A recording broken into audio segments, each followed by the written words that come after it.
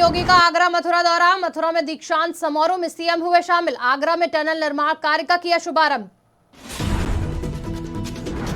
CM ने किया UP GIS के आयोजन स्थल का निरीक्षण। G20 की वैन को हरी झंडी दिखाकर किया रवाना। मुरादाबाद में सपा सांसद डॉक्टर ST हसन ने दिया बयान। मुसलमानों को टॉर्चर करने की लगी है होड़। रामचरितमानस की प्रंथियां जलाने के मामले में पुलिस का बड़ा एक्शन। आरोपियों पर लगा NSA। अडानी विवाद पर कांग्रेस का देशव्यापी विरोध प्रदर्शन। SBI और LIC के ऑफिस के बाहर किया विरोध प्रदर्शन। नमस्कार, आप देख रहे हैं आज की खबर। मैं हूं आपके साथ रागिनी सिंह। आज सीएम योगी मथुरा पहुंचे, जहां उन्होंने GLA विश्वविद्यालय के दीक्षांत समारोह में शिरकत की। दीक्षांत समारोह में सीएम योगी ने छात्रों को संबोधित किया। उन्होंने कहा कि भारत में गुरुकुल शिक्षा बेहद पुरानी परंपरा है और दीक्षांत समारोह उसी से जुड़ा है। योगी ने कहा कि मथुरा का इतिहास हजारों साल पुराना है। भगवान श्री कृष्ण यहाँ के कण कण में समाये हुए हैं। हम प्राचीन विरासत और आधुनिक जरूरतों में समन्वय करते हुए आगे बढ़ रहे हैं। राम, कृष्ण और शिव भारत की पहचान है। उसके बाद वो आगरा गए, जहां पे उन्होंने कई टनल का शुभारंभ किया। हो सकता है कि उनका मंदिरों में जाना न रहा हो, लेकिन जब उनसे एक बार पूछा गया कि भारत की एकता, इसकी एकात्मता और अखंडता के आधार बिंदु क्या है, उन्होंने इस पर विस्तार से लिखा भी है।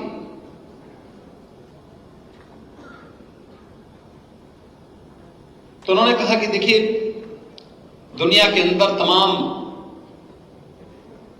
देश बने हैं, बिगड़े हैं, परंपराएं आई हैं, समाप्त हुई हैं, लेकिन अगर भारत बना हुआ है, इसके पीछे 3 महापुरुषों का सर्वाधिक योगदान है। उन्होंने शब्द महापुरुष कहे थे। उन्होंने कोई ईश्वर नहीं कहा, कोई भगवान नहीं कहा। उन्होंने कहा ये 3 हैं जिन पर जब तक भारत की आस्था रहेगी, तब तक भारत बना रहे। सीएम योगी ने रविवार को लखनऊ के वृंदावन योजना में यूपी ग्लोबल इन्वेस्टर समिट के मुख्य आयोजन स्थल का निरीक्षण किया। जैव ऊर्जा से संचालित होने वाली गोल्फ कोर्ट पर बैठकर सीएम ने पूरे आयोजन स्थल का दौरा किया। इस दौरान उन्होंने एक एक ब्लॉक में जाकर चल रही तैयारियों का जायजा भी लिया और अधिकारियों समेत निर्माण कार्य में जुटी इकाइयों को उचित दिशा निर्देश दिए। सीएम योगी ने G20 वैन को हरी झंडी दिखाकर रवाना किया। सफर डिजिटल इंडिया को प्रदर्शित करने वाली इस वैन में भारत में डिजिटल क्रांति की पूरी गाथा VFX के माध्यम से देखने को मिलेगी। मुरादाबाद से सपा सांसद डॉक्टर ST हसन ने असम में चल रही बाल विवाह के खिलाफ कार्रवाई पर अपनी प्रतिक्रिया देते हुए कहा कि असम के मुख्यमंत्री जरूरत से ज्यादा मुसलमानों को टॉर्चर कर रहे हैं। ऐसा लगता है कि बीजेपी के नेताओं में इस बात की होड़ लगी है कि कौन मुसलमानों को खून के आंसू ज्यादा रुलाएगा। उन्होंने कहा कि देखिए, जो लोग शादी कर चुके हैं अब उनको पकड़ने का कोई औचित्य नहीं है, लेकिन असम के मुख्यमंत्री मुसलमानों को जरूरत से ज्यादा टॉर्चर कर रहे हैं। देखिए, जिन लोगों ने शादी कर चुके हैं इस ऑर्डिनेंस से पहले, उनको पकड़ने का कोई औचित्य नहीं है, लेकिन क्योंकि आसाम के चीफ मिनिस्टर साहब ज़रूरत से ज़्यादा मुसलमानों को टॉर्चर कर रहे हैं और ऐसा लगता है कि बीजेपी के नेताओं में इस बात की होड़ हो रही है कि कौन मुसलमान को खून के आंसू ज़्यादा रुलाए।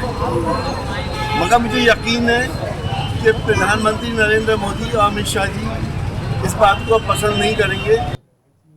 उत्तर प्रदेश में रामचरितमानस की प्रंथियां जलाने को लेकर जारी विवाद थमने का नाम नहीं ले रहा है। राजधानी लखनऊ में रामचरितमानस की प्रंथियां जलाने के 2 आरोपियों पर प्रशासन ने राष्ट्रीय सुरक्षा कानून NSA लगा दिया है।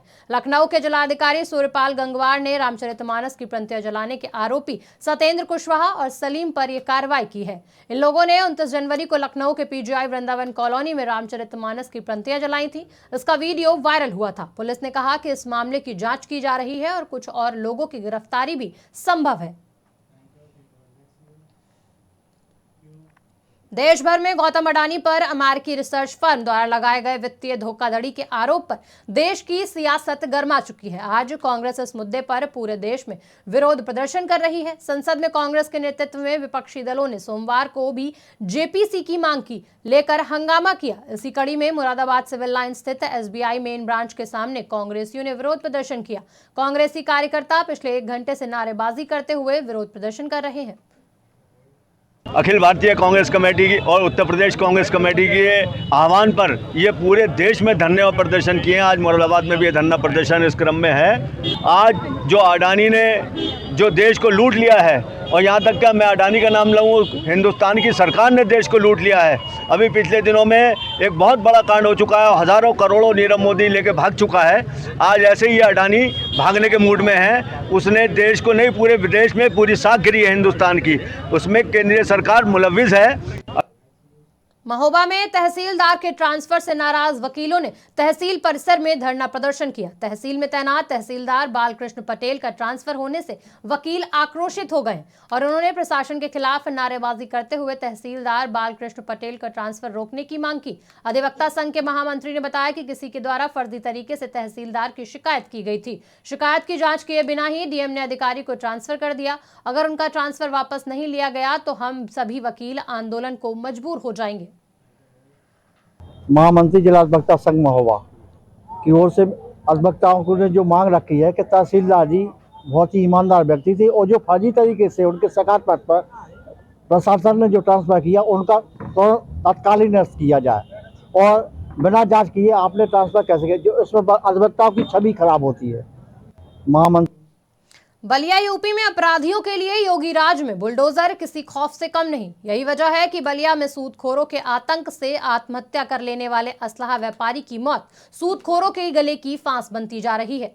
बलिया सदर कोतवाली में दर्ज मुकदमे में 13 आरोपियों में से 2 आरोपियों की अवैध संपत्तियों पर पुलिस ने सीधा अल्टीमेटम दिया है। पुलिस ने माइक के जरिए अनाउंस किया कि 72 घंटे के अंदर अवैध तरीकों से बनाए गए मकान को बुलडोजर से ध्वस्त किया जाएगा। इस दौरान सदर कोतवाल ने अनाउंसमेंट की चेतावनी दी। मौके पर सिटी मजिस्ट्रेट, सीओ सदर और भारी पुलिस फोर्स मौजूद रही।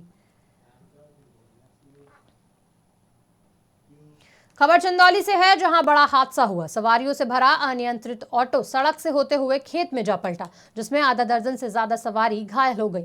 हादसे के बाद लोगों में हड़कंप मच गया। मौके पर मौजूद ग्रामीणों ने सभी लोगों को कड़ी मशक्कत के बाद बाहर निकाला। मौके पर पहुंची पुलिस ने सभी घायलों को जिला अस्पताल भिजवाया। पूरा मामला सदर कोतवाली क्षेत्र के बुझारत की मड़ई का बताया जा रहा है। AKTU यानी डॉक्टर APJ अब्दुल कलाम प्राविधिक विश्वविद्यालय के कुलपति प्रोफेसर PK मिश्रा को उनके पद से हटा दिया गया है। शनिवार देर रात अनियमितता के आरोपों के चलते उन्हें पद से हटाने का आदेश राजभवन की तरफ से जारी किया गया। इसी बीच जांच को देखते हुए उन्हें डॉक्टर शकुंतला मिश्रा राष्ट्रीय पुनर्वास विश्वविद्यालय से अटैच भी किया गया। वहीं लखनऊ विश्वविद्यालय के कुलपति प्रोफेसर आलोक कुमार राय को AKTU के कार्यभार देखने की जिम्मेदारी सौंपी गई। मेरठ के सरधाना के गांव अहमदाबाद में रविवार को मुजफ्फरनगर विजिलेंस में तैनात महिला सिपाही की बाथरूम में नहाने के दौरान संदिग्ध परिस्थितियों में मौत हो गई। आपको बता दें कि 2 दिन बाद उसकी शादी होनी थी। युवती की मौत के बाद परिवार में कोहराम मच गया है। पुलिस ने शव कब्जे में लेकर पोस्टमार्टम के लिए भेज दिया है। अहमदाबाद निवासी गीता तालियान पुत्री गजराज सिंह यूपी पुलिस में सिपाही थी। वे वर्तमान में मुजफ्फरनगर विजिलेंस में तैनात थी। परिजनों ने बताया कि गीता की 2 दिन बाद 7 फरवरी को शादी होनी तय थी, जिसे लेकर घर में शादी की तैयारियां चल रही थी। ये थाना सरधना का मामला है। थाना सरधना को सूचना मिली थी कि एक महिला पुलिसकर्मी जो 2011 बैच की हैं, गीता तालियान, जो मुजफ्फरनगर में पोस्टेड है, इनके परिवारजनों ने सूचना दी थी कि ये बाथरूम में बेसुध पाई गई। तत्काल मौके पर पुलिस पहुंची, वहां देखा कि ये बेहोशी की हालत में थी। इनको तत्काल हॉस्पिटल भेजा गया, वहां पर ये मृत घोषित कर दिया गया। जो शव है उसका पंचायतनामा भरकर पोस्टमार्टम की कार्रवाई की जा रही है। ये थाना कासगंज में संविधान के खिलाफ किया गया अभद्र पोस्ट वायरल हो रहा है। पोस्ट वायरल होने के बाद भीम आर्मी के कार्यकर्ताओं में आक्रोश व्याप्त है। भीम आर्मी के दर्जनों पदाधिकारियों ने पुलिस से कार्यवाही की मांग की है। मामले में शिकायत के बाद पुलिस जांच में जुटी हुई है। पूरा मामला सहवार थाना क्षेत्र का बताया जा रहा है।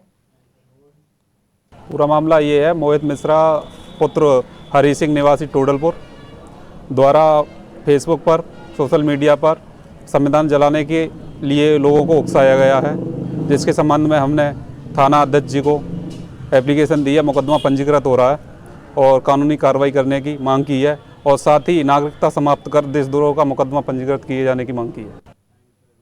हरदोई से युवक को पीटने का एक मामला सामने आया। कुछ समुदाय विशेष के लोगों ने पहले रास्ते में युवक को पीटा, फिर घर पर पथराव किया। युवक को पीटने के बाद समुदाय विशेष के लोगों ने पथराव कर हमला किया, जिसका वीडियो सामने आया है, जिसमें साफ दिख रहा है कि हथियारों से लैश होकर मारपीट और तोड़फोड़ की गई है। मामले में पीड़ित मशाल सिंह की तहरीर पर 8 नामजद 25 अज्ञात पर FIR दर्ज कर ली गई है। वहीं मामले में पुलिस का कहना है कि मामले में कार्रवाई की जा रही है। पूरा मामला मझिला थाना क्षेत्र के सहजना गाँव का है। ये थाना मझिला के ग्राम सहजना में चक रोड पर निकलने को लेकर के दो पक्षों में विवाद, मारपीट और पथराव हुआ है, जिसमें 4 लोग मामूली रूप से जख्मी हैं। इसमें अभियोग पंजीकृत किया जा रहा है। गांव में पुलिस बल मौजूद है, किसी प्रकार की भी कोई कानून व्यवस्था की समस्या नहीं है। शीघ्र ही विधिक कार्रवाई पूर्ण की जाएगी।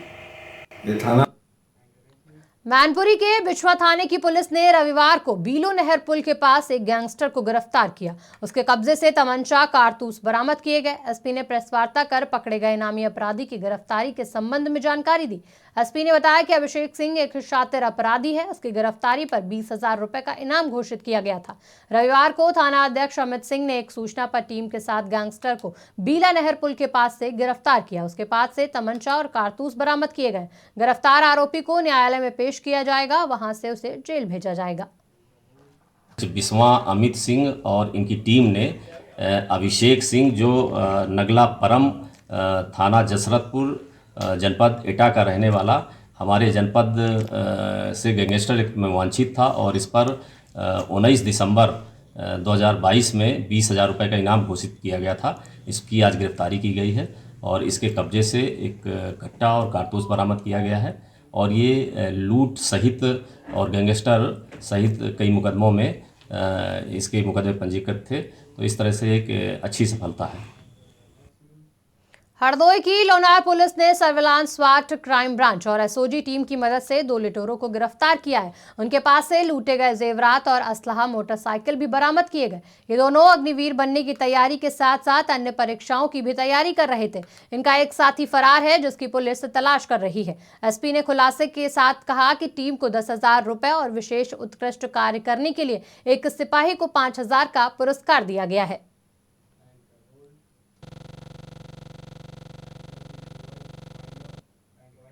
फिलहाल इस बुलेटिन में इतना ही। देश दुनिया की बाकी खबरों के लिए देखते रहिए आज की खबर।